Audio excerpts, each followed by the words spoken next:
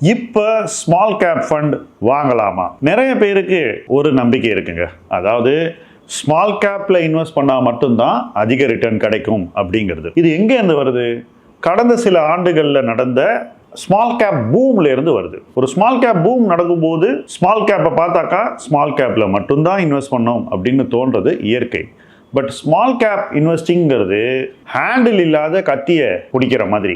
அதை எப்படி பிடிக்கணுங்கிறது தெரியணும். அதை சிம்பிளிஃபை பண்ண நிச்சயமா முடியாது. நான் லைஃப் லாங் ஸ்மால் கேப் இன்வெஸ்டராக இருந்திருக்கேன். என்னுடைய பார்வையில் இன்னைக்கு ஸ்மால் கேப் இன்வெஸ்டிங் முன்பு இருந்ததை விட ரொம்பவே மாறி இருக்கு அப்படின்னு தான் தோணுது.